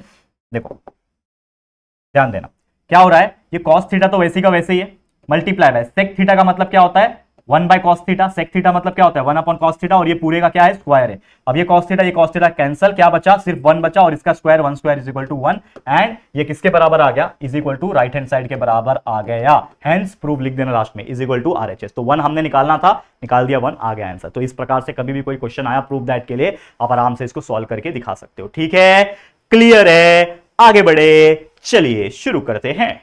ठीक है, और 4-5 क्वेश्चन है बच्चा, ध्यान से देखते रहना। चलिए अगला question, tan square theta minus sign square theta का वैल्यू जो है tan square theta multiply by sine square theta, ये दिया है, प्रूफ करना है यहां पे। तो हमने सबसे पहले लेफ्ट हैंड साइड ले लेता हूं, ये लेफ्ट हैंड साइड है आपका, तो ले लो, क्या है ये, tan square theta minus sign square theta, ये मैंने ले लिया। ठीक है, अब इसमें अगर आप देखोगे, इसमें अगर मैं tan स्क्वायर थीटा कॉमन निकाल लूं, tan स्क्वायर थीटा मैंने अगर कॉमन निकाल दिया, कैसे निकालोगे, देखो ये चीज है ना, इसको ध्यान से देखना, इसको मैंने कॉमन कैसे निकाला वो ध्यान देना। देखो tan स्क्वायर थीटा अगर मैं कॉमन निकालूंगा, ठीक है, तो अंदर क्या बचेगा, अगर इसमें से ही tan स्क्वायर थीटा में से tan स्क्वायर थीटा बाहर निकल गया तो 1 बचेगा, माइनस क्या बचेगा, ये sin स्क्वायर थीटा, और sin स्क्वायर थीटा के नीचे भी तो आ जाएगा फिर tan स्क्वायर थीटा। अभी तो ये होगा कि tan स्क्वायर थीटा जो होगा वो आपका वैल्यू निकाल के देगा उतना, करेक्ट। तो आपका ये वैल्यू जो आ गया tan square theta 1 minus sine square, ये स्क्वायर ने लिखा ना यहाँ पे, तो इस प्रकार से आया, रीजन ये है, रीजन है, आप समझ के ले लो खाली। तो tan स्क्वायर थीटा वैसे का वैसे ही, 1 माइनस ये साइन स्क्वायर थीटा वैसे का वैसे ही लिखूंगा यहाँ पे, साइन स्क्वायर थीटा वैसे का वैसे ही लिखा। लेकिन ये tan थीटा, आपको पता है tan का मतलब क्या होता है, साइन अपॉन कॉस, तो tan स्क्वायर थीटा को मैं sign square theta by cos square theta लिख सकता हूँ, बिल्कुल लिख सकता हूँ। अब आपको पता है ये tan स्क्वायर थीटा वैसे का वैसे ही रखा, ये 1 भी वैसे रखा, ये ऊपर साइन स्क्वायर थीटा जो है अपॉन 1 हो जाएगा, और ये ऊपर चले जाएगा तो cos square theta upon sine square theta हो जाएगा। बस कुछ नहीं किया, सिंप्लीफाई किया, यहां पे कुछ नहीं किया, साइन स्क्वायर थीटा अपॉन 1 हो गया, और ये ऊपर जाके cos square theta upon sine square theta, बस सिंप्लीफाई हुआ है, और कुछ यहां पे लॉजिक नहीं लगा है, सिंप्लीफाई हुआ है। ठीक है, अब यहां पे आप देखो ये साइन स्क्वायर थीटा, देखो ध्यान से देखना, ये साइन स्क्वायर थीटा, ये साइन स्क्वायर थीटा कैंसिल, क्या बच रहा है, 1 माइनस सिर्फ और सिर्फ बच रहा है कॉस स्क्वायर थीटा, और एक फॉर्मूला आप जानते ही हो कि sine square theta plus cos square theta is equal to 1 होता है, इसीलिए 1 माइनस कॉस स्क्वायर थीटा आपका क्या हो जाएगा, साइन स्क्वायर थीटा। तो इस पूरे के जगह पे 1 माइनस कॉस स्क्वायर थीटा के जगह पे आप लिख सकते हो साइन स्क्वायर थीटा, और आपको पता है tan square theta multiply by sine square theta, यही आपको आरएचएस में प्रूव करके दिखाना था, इज इक्वल टू आरएचएस, ये आपने प्रूव करके दिखा दिया। क्लियर, इजी है, तो इस तरीके से ही आपको सॉल्व करना है, ऐसे क्वेश्चंस आएंगे, बड़े आराम से आप सॉल्व करके दिखा सकते हो। क्लियर, चलो आगे बढ़ जाते हैं, और कुछ क्वेश्चन है क्या हमारे पास, देखो एक और है, हमारा ट्रिग्नोमेट्री से प्रूफ करना है cot theta plus tan theta is equal to cosec theta multiply by sec theta. ठीक है, अगेन एलएचएस ले लूंगा, cot theta plus tan theta है मेरा, cot theta plus tan theta, ये मेरा एलएचएस ले लिया। cot का मतलब क्या होता है, cot का मतलब होता है cos अपॉन साइन, तो cos अपॉन साइन मतलब cos theta by sin theta ले लिया, is equal to, sorry is equal to नहीं आएगा, यहाँ पे प्लस आएगा, यहाँ पे प्लस आएगा, गलती से वो लोग ने इज इक्वल टू लिखा है, प्लस बीच में प्लस है, प्लस लिख दिया। tan थीटा का मतलब होता है sin theta by cos theta लिख दिया। अब क्रॉस मल्टीप्लाई करो, तो cos multiply by cos cos square theta हो गया, sin multiply by sin sin square theta हो गया, और नीचे हो जाएगा आपका sin theta multiply bye cos theta. ठीक है, अब आपको पता है cos square theta plus sin square theta क्या होता है, 1 होता है ना, रीजन ट्रिग्नोमेट्री आइडेंटिटी वाला, तो cos square theta plus sin square theta 1 होता है, तो आपने लिख दिया यहाँ पे 1, और नीचे आ जाएगा आपका sin थीटा cos थीटा। अब दोनों को दे दो, 1 अपॉन sin थीटा हो गया multiply by 1 upon cos theta, दोनों को दे दो। ठीक है, 1 अपॉन sin थीटा होता है cosec theta multiply by 1 upon cos होता है sec थीटा। अब राइट हैंड साइड चेक करो, cosec theta multiply by sec theta, cosec theta multiply by sec theta आ गया, आरएचएस आ गया, हेंस प्रूफ लिख दो, खत्म कहानी। तो कितने इजी होते हैं प्रूफ दैट एक के एग्जांपल, और उम्मीद करता हूं एग्जाम में अगर ऐसे क्वेश्चंस आए तो आप बिल्कुल घबराओ ना, और आराम से आप सॉल्व करते जाओ, बच्चा आंसर निकलता है। ठीक है, चलिए ये क्वेश्चन कंप्लीट, एंड अब आ चुके हम लोग हमारे आखिरी चैप्टर मेंसुरेशन के चैप्टर में। इसमें से भी कुछ एक्टिविटीज अगर पूछेंगे, जो कि अगेन कम चांस है, लेकिन फिर भी आप देख लो कि कुछ एग्जांपल्स लेकर आए जो आपको हेल्प करेगा। तो चलिए ध्यान देते हैं ऐसे एग्जांपल्स की तरफ। क्या दिया हुआ है, in if the heights of 2 cylinder are equal, 2 cylinder होंगे, ठीक है, एक सिलेंडर ऐसा मान लो और एक सिलेंडर ऐसा मान लो, इन दोनों का जो हाइट है सेम होंगे, तो हाइट सेम है मतलब इसका भी हाइट h है, इसका भी हाइट h है। ठीक है, radius R in the ratio of 7:5, इसका जो रेडियस होगा r1 बड़े वाले का 7 होगा, r2 जो होगा वो 5 होगा, समझ लो। ठीक है, आपको बोल रहा है then the ratio of their volume, volume of cylinder pi r square h होता है फॉर्मूला, फॉर्मूला का क्या होता है pi r square h, this is the formula for volume of the cylinder, we all know that कि volume of cylinder का हमारा क्या फॉर्मूला होता है, करेक्ट है, पाई आर स्क्वायर एच होता है।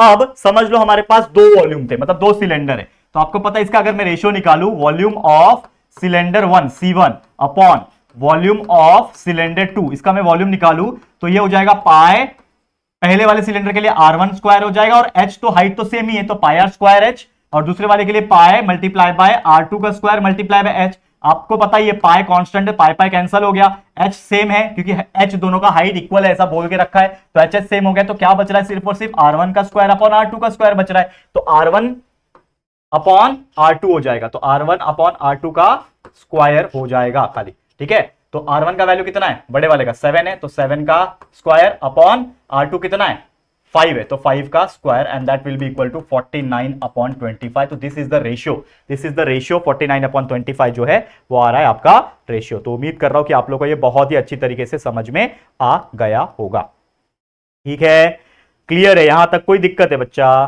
कोई दिक्कत नहीं होनी चाहिए। चलिए आगे बढ़ जाते हैं, एक और क्वेश्चन यहां पे नीचे मैंने लिख के रखा हुआ है कि radius of two circular end of a frustum, frustum मतलब आपको पता ही है जो हमारी बाल्टी होती है ना, नीचे से थोड़ी उसका नीचे का सर्कुलर पैटर्न छोटा होता है ऊपर से बड़ा होते जाता है, देखा ना ग्लास आपने देखा है, बाल्टी ऐसे शेप को फ्रस्टम बोलते हैं, नीचे का भी एक सर्कुलर पैटर्न है ऊपर का भी सर्कुलर है लेकिन दोनों अलग अलग है, तो फ्रस्टम शेप है बाल्टी का, 14 सेंटीमीटर एंड 7 सेंटीमीटर ऐसा दिया हुआ है, हाइट ऑफ बकेट 30 सेंटीमीटर, इस पूरे बकेट का जो हाइट है वो 30 सेंटीमीटर दे रखा है और बड़े वाले इसका रेडियस है 14 और छोटे वाले का 7 है, ऐसा दे रखा है, ये समझ के लेना आपको बच्चा क्योंकि एक्टिविटी है, ठीक है, ये 14 है ये 7 है हाइट 30 है, ठीक है, ये आपको क्लियर है, यहां तक आपको बोल रहा है find the capacity of bucket, यानी इन शॉर्ट वॉल्यूम निकालना है, तो आपको फॉर्मूला पता है क्योंकि ये बकेट जो है ये फ्रस्टम है और एक फॉर्मूला होता है वॉल्यूम ऑफ बकेट का, यानी फ्रस्टम का फॉर्मूला होता है 1/3 multiply by pi R1 square plus R2 square plus R1 into R2 multiply by whole multiply by H, ये एक फॉर्मूला है फ्रस्टम का, याद करके लेना, बहुत डिफिकल्ट सबको यही लगता है लेकिन ये फॉर्मूला बाय हार्ट किया जा सकता है, अगर आपको याद है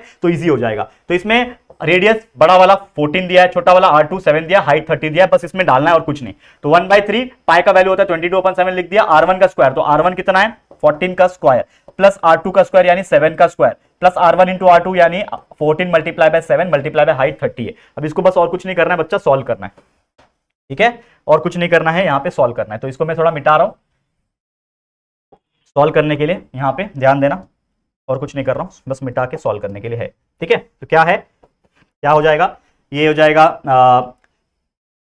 क्या कर लूँ इसको 1 मल्टीप्लाई बाय 22 अपॉन 21 कर लेता हूँ ना, 22 अपॉन 21 हो गया, कैसे किया 3 7 21, 14 का स्क्वायर होता है 196, 196 प्लस 7 का स्क्वायर प्लस मल्टीप्लाई करना है ना, यहाँ पे ब्रैकेट में लिख दो 14 का स्क्वायर 196 प्लस 7 का स्क्वायर 49, 14 का स्क्वायर 196 लिखा, 7 का स्क्वायर 49 लिख दिया, और 14 7 का कितना होता है 14 7 14, देखो अब टेबल भी भूल गया मैं, 14 7 करके देख लो, कभी कभी होता है बच्चा ध्यान में नहीं आता है, 7 4 28 2 कैरी 14 7 ना 7 4 28 2 कैरी 7 7 8 9 98, 14 7 98 होता है, ठीक है, आप लोग याद रख लेना, टेबल्स भूलना मत छोटा मोटा, ठीक है, प्लस 98 और ये पूरा मल्टीप्लाई बाय करना है 30 के साथ, तो चलो क्या हो जाएगा 22 अपॉन 21 मल्टीप्लाई बाय, इन सबको प्लस करो 196 प्लस 49 कितना हो जाएगा,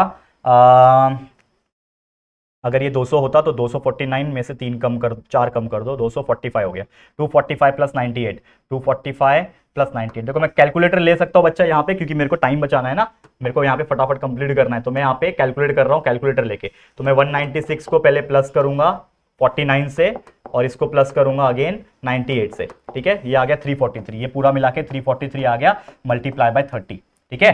अब यहाँ पे देखो 343 21 के टेबल में जाता है, 343 जो है अगर आप इसको डिवाइड करोगे 343 को डिवाइड करो 21 से, तो ये नहीं किसके, तो 7 के टेबल में जाता है कि 3 के टेबल में जाता है, लेट्स टेक, ठीक है, अगर आप देखो यहाँ पे ध्यान से 7 के टेबल में जाएगा, 3 के टेबल में जाएगा, 3 7 21, 3 10 30, डायरेक्ट कट हो गया ना, ठीक है, 7 के टेबल में 343 जाएगा, 343 डिवाइड बाय 7 49 बराबर, तो 7 1 जा 7 और ये आ गया 49, ठीक है, तो आपका आंसर क्या आया 22 multiply by 49 multiply by 10, solve कर लो आपका आंसर आ गया, तो आपका आंसर कैसे आएगा 22 मल्टीप्लाई बाय 49 करोगे और उसको भी मल्टीप्लाई करोगे 10 के साथ, तो आपका आंसर आ गया 10780 10780 सेंटीमीटर क्यूब आ गया। तो ये आपको, अगर आपको लीटर में कन्वर्ट करना है तो आप लीटर में भी कन्वर्ट कर सकते हो कि उस बकेट का कैपेसिटी कितना है। तो कभी भी सेंटीमीटर क्यूब आ गया तो 1000 से डिवाइड कर लेना, तो ये हो जाएगा 10.780 लीटर। क्या आ गया? 1.780। कभी भी सेंटीमीटर क्यूब आता है ना, आपका वॉल्यूम जो है वो सेंटीमीटर क्यूब में आया, क्योंकि ये सेंटीमीटर था, देखो ये सब सेंटीमीटर था ना, तो सेंटीमीटर क्यूब में आया आपका वॉल्यूम। लेकिन कभी भी कोई चीज सेंटीमीटर क्यूब में आएगा और आपको वॉल्यूम लीटर्स में निकालना है तो उसको बस 1000 से डिवाइड कर लेना। तो 10780 को डिवाइड बाय 1000 किया तो 10.780 लीटर्स आ गया। मतलब उस बाल्टी का, उस बकेट का जो कैपेसिटी है या फिर वॉल्यूम जो है वो 10 लीटर का है, 10.780 लीटर का है। ठीक है, चलते हैं एक आखिरी क्वेश्चन, इसको भी हम लोग देख लेते हैं क्या क्वेश्चन पूछा हुआ है। चलिए समझते हैं बच्चा इस क्वेश्चन को। क्या बोल रहा है? The circumference of circular face of frustum. ये भी फ्रस्टम है, इसलिए मैंने बोला फ्रस्टम बहुत इंपॉर्टेंट है, एग्जाम में क्वेश्चन बहुत पूछते हैं इसके ऊपर। 132 एंड 88 दिया है, हाइट दिया है उसका same 24। Find the curve surface area of frustum. Curve surface area निकालने बोल रहा है। ठीक है, तो हमेशा याद रखना कि curve surface area of frustum का फॉर्मूला होता है पाई मल्टीप्लाई बाय R1 प्लस R2। नहीं पता है फॉर्मूला, बाय हार्ट कर लो, टेक्स्ट बुक में सब दिया हुआ है। तो पाई मल्टीप्लाई बाय R1 प्लस R2 multiply by slant height, और स्लैंट हाइट निकालने का फॉर्मूला होता है फ्रस्टम का L is equal to under root of H square plus under bracket R1 minus R2 का स्क्वायर। ये सब ऑलरेडी पढ़ाया हुआ है, बस आपको बाय हार्ट होना चाहिए फॉर्मूला, क्योंकि ये पूरा चैप्टर फॉर्मूला के ऊपर ही है। तो सबसे पहले सर्कमफरेंस क्या हो जाएगा? 2 पाई r। तो R1 के मतलब पहले वाले के लिए R1 हो जाएगा, तो इज इक्वल टू 132 यहां पे दिया हुआ है। सर्कमफरेंस ऑफ सर्कुलर फेस 132 दिया हुआ है, तो R1 का वैल्यू 132 अपॉन 2 पाई, तो 132 अपॉन 2 पाई यानी 2 मल्टीप्लाई बाय 22 अपॉन 7। अब इसको सॉल्व कर लेंगे तो आंसर कुछ तो निकलेगा हमारा, कुछ तो निकलेगा R1 का। बताओ क्या निकलेगा?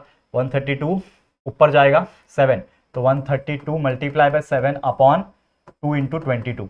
ठीक है, 11 के टेबल में जाएगा क्या? 11 1 जा 11 2 जा 22, 11 1 जा 11, 11 2 जा 22, 2 1 जा 2, 2 6 जा 12। क्या आया?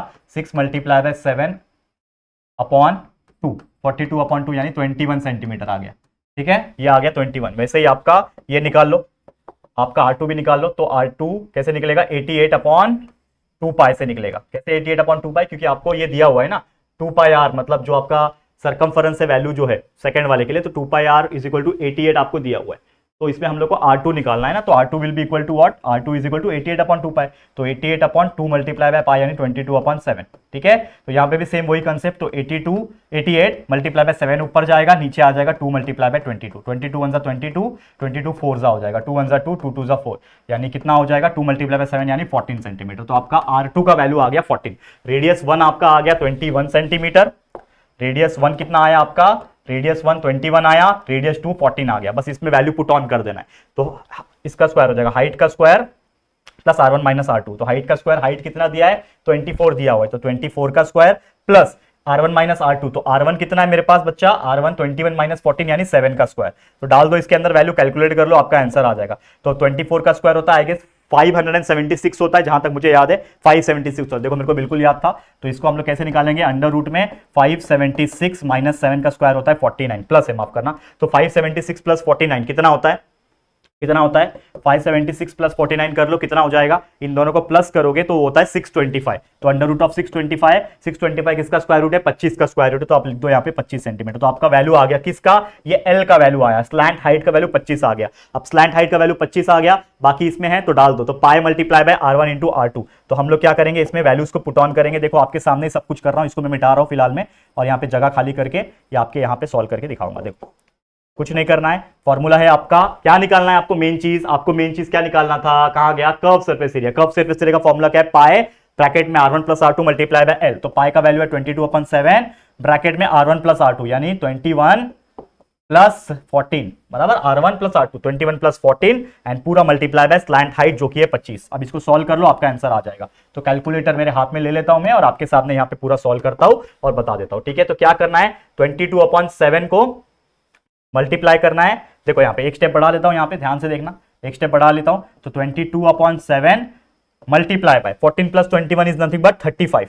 ठीक है, 35 मल्टीप्लाई बाय 25 आपका आंसर आ जाएगा।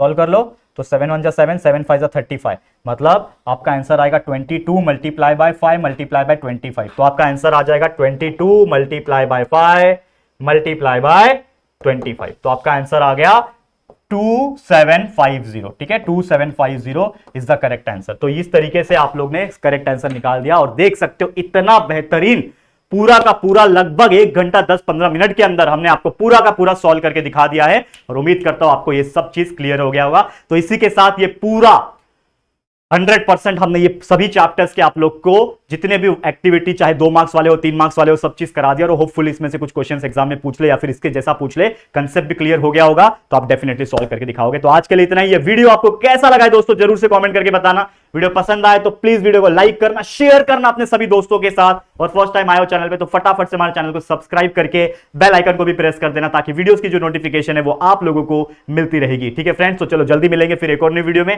तब तक के लिए thank you and good bye.